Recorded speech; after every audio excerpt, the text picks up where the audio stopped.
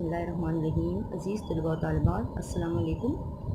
جماعت نحو کے اردو کے لیکچر نمبر 69 کا آغاز کریں گے۔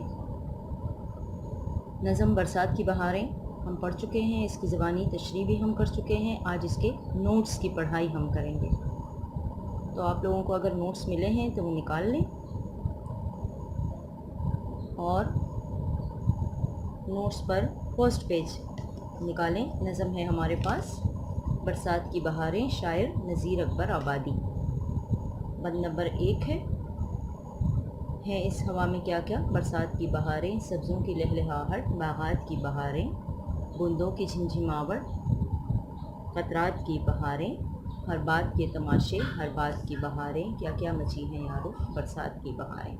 سب سے پہلے ہم اس کا حوالہ لکھیں گے، اور حوالہ میں آپ کو بار بار بتا رہی ہوں کہ چونکہ یہ نوٹس ہمارے اولڈ ہیں، اس میں آپ نے حوالہ جو ہے یہاں پر پیراگراف کی شکل میں لکھا ہے۔ یہ بھی درست ہے، غلط نہیں ہے، ٹھیک ہے، یہ بھی درست طریقہ کار ہے، اس طریقے سے بھی آپ لکھ سکتے ہیں۔ لیکن اگر آپ پوائنٹس کی صورت میں لکھیں تو اس میں آپ کے ٹائم کی بچت ہوتی ہے، تو بہتر ہے کہ آپ نظم، شاعر، ادبی حیثیت، نظم کی صنف یہ لکھ لیں، ٹھیک ہے۔ نظم کا نام، پھر شاعر کا نام، ٹھیک ہے۔ اس کے بعد ماخوذ بھی آپ لکھ سکتے ہیں کہ کہاں سے لی گئی ہے۔ کلیات نظیر سے ماخوذ ہے، اور نثری صنف نظم کی صنف جو ہے وہ ہے مخمس، ٹھیک ہے۔ یہ چیزیں آپ اس میں لکھ سکتے ہیں۔ اس کے بعد اس کا مختصر سا پس منظر ہم لکھیں گے، ٹھیک ہے۔ ہر نظم کا پس منظر ہوتا ہے، غزل کا نہیں، اچھا، صرف نظم کا کچھ نہ کچھ پس منظر ہوتا ہے جس کے تحت پوری نظم لکھی جاتی ہے۔ جون کی سخت گرمی کے بعد جولائی کے مہینے میں جب برسات کی پہلی بارش شروع ہو جاتی ہے تو انسان، حیوان، چرند اور پودوں کی جان میں جان آ جاتی ہے۔ زمین سے پودے اور پھول اگ آتے ہیں، گرمی کا زور ٹوٹ جاتا ہے، ٹھنڈی ٹھنڈی ہوائیں چلتی ہیں، لوگوں کے دلوں میں خوشی کی لہر دوڑ جاتی ہے، ٹھیک ہے۔ یہ مختصر سا اس کا اس منظر آپ لکھیں۔ اس کے بعد یہ آپ ہر شعر سے پہلے، ٹھیک ہے نا، ہر شعر سے پہلے، ہر شعر کی تشریح سے پہلے آپ پس منظر لکھیں گے۔ اس کے بعد ہے ہیڈنگ تشریح۔ ان اشعار میں شاعر کہتے ہیں کہ جب برسات کی پہلی بارش ہو جاتی ہے تو ہوا میں موسم بہار کی طرح ٹھنڈک پیدا ہو جاتی ہے، ہر طرف سبزہ لہلہاتا ہوا نظر آتا ہے اور پھولوں کے باغ میں بہار آ جاتی ہے۔ بارش کی بوندیں جھم جھم کی آواز کے ساتھ زمین پر گرتی ہیں، پانی کی یہ قطرے بہار کا منظر پیش کرتے ہیں۔ ہر کام کے کرنے میں مزہ آتا ہے اور لوگ ہر بات پر خوشیاں مناتے ہیں۔ ہر کام کے کرنے میں مزہ آتا ہے، یعنی کہ دیکھیں نا، جب موسم اچھا ہوتا ہے تو انسان انرجیٹک ہوتا ہے، وہ خود میں توانائی محسوس کرتا ہے، خوشی سے ہر کام، خوشی سے اور خوش دلی سے ہر کام کرتا ہے، ٹھیک ہے۔ جسمانی طور پر وہ بالکل درست ہوتا ہے، صحت مند ہوتا ہے۔ ہر طرف برسات کی خوشیوں اور شادمانیوں کے چرچے ہیں اور لوگ خوشیاں منا رہے ہوتے ہیں۔ یہ اس کا ہو گیا پہلے بند کی یہ تشریح آپ نے یہاں تک مکمل ہو گئی۔ اب جو ہے وہ بند نمبر 2 کی طرف آ جائیں۔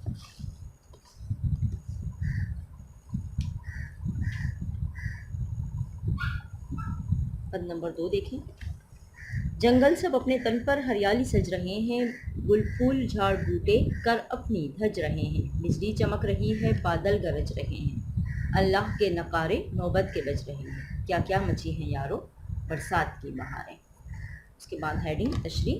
میں نے آپ کو بتایا تھا نا، حوالہ آپ نے ہر شعر کے بعد لکھنا ہے، ٹھیک ہے۔ اب یہ تشریح یہاں پر چونکہ یہ نوٹس ہیں تو نوٹس میں بار بار ریپیٹیشن نہیں کی گئی، لیکن آپ نے ہر شعر کے ساتھ حوالہ مسٹ رائٹ کرنا ہے۔ ابھی تو آپ کو نوٹس ملے ہیں، رائٹ کرنے سے مراد یہ کہ آپ ٹیسٹ کے لیے تیاری کریں، ایگزام کے لیے تیاری کریں، تو اس طرح سے، اس لیے پوائنٹ آف ویو سے آپ کریں گے، ٹھیک ہے۔ شاعر ان اشعار میں برسات میں ہر طرف پھیلی ہوئی بہار جیسی خوشیوں کا ذکر کرتے ہوئے کہتے ہیں کہ برسات کی بارش برسنے کے بعد جنگل کے درختوں کے مردہ تنوں میں ایک بار جان آ گئی ہے، ایک بار پھر سے جان آ گئی ہے۔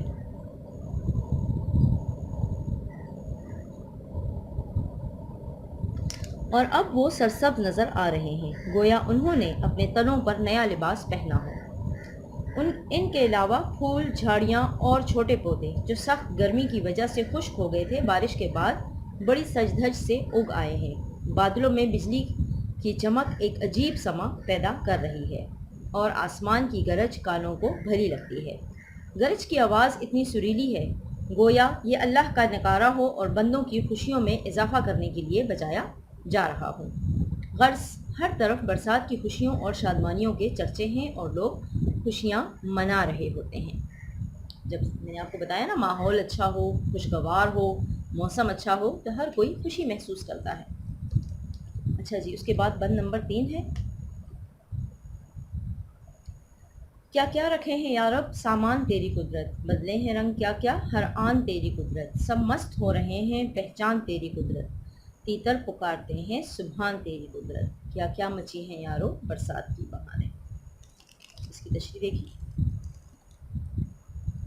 شاعر ان اشعار میں برسات کی بہاروں کے بارے میں کہتے ہیں اور اللہ تعالیٰ سے مخاطب ہوتے ہیں کہ یا اللہ تیری قدرت اور طاقت کا سامان ہر طرف بکھرا پڑا ہے۔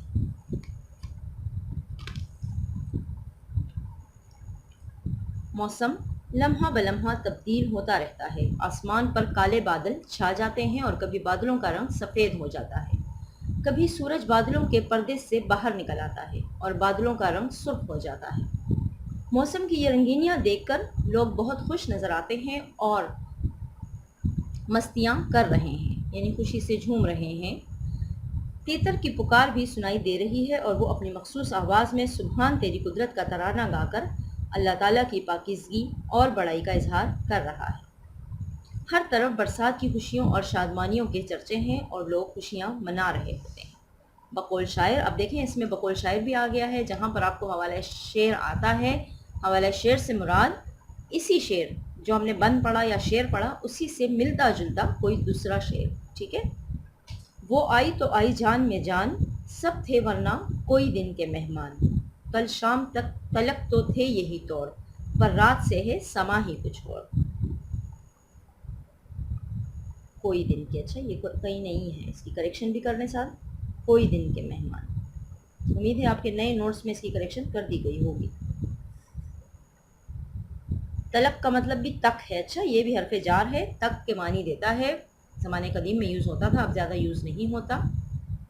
تلک کا مطلب بھی تک ہے، طور یعنی طریقہ، سما منظر، وہ آئی تو آئی جان میں جان، ٹھیک ہے، بارش یا برسات، سب تھے ورنہ کوئی دن کے مہمان، جب یہ بارش آئی تو سب کی جان میں جان آئی ورنہ سب مر جانے کے قریب تھے، چند دنوں کے مہمان تھے۔ کل شام تلک تو تھے یہی طور، کل شام تک تو یہی طریقہ تھا اور یہی کچھ تھا، پر رات سے ہے سما ہی کچھ اور، لیکن رات سے موسم بدل گیا ہے، اب سما یا منظر کچھ اور ہی ہو گیا ہے، یعنی کہ موسم بڑا خوبصورت ہو گیا ہے، موسم تبدیل ہو گیا ہے۔ بند نمبر 4 کی طرف آ جائیں۔ بولے بے بٹیرے کمری پکارے کوکو، پی پی کرے پپیہے بگلے پکاریں تو تو، کیا ہدہدوں کی حق حق، کیا فاختوں کی ہو، سب رٹ رہے ہیں تجھ کو، کیا پنکھ کیا پکھیروں، کیا کیا مچی ہیں یارو برسات کی بہاریں۔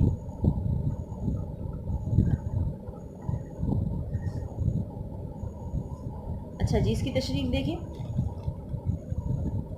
ان اشعار میں شاعر برسات کی بارش کے ساتھ آنے والی خوشیوں کے بارے میں کہتے ہیں کہ برسات کے موسم میں نہ صرف انسان بلکہ تمام جاندار اور چرند پرند بھی خوشیاں مناتے ہیں۔ جنگلی پرندے بے اور بٹیر بھی خوشی سے نغمے گا رہے ہیں۔ بے میں نے آپ کو بتایا تھا نا، چھوٹا پرندہ ہوتا ہے، جنگلی پرندہ ہے چھوٹا سا، اس کا نام ہے بے۔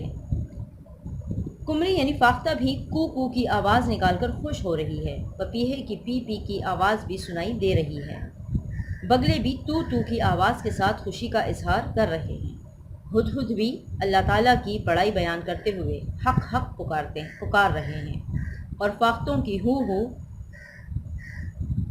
کی پیاری آواز بھی کانوں سے ٹکراتی ہے۔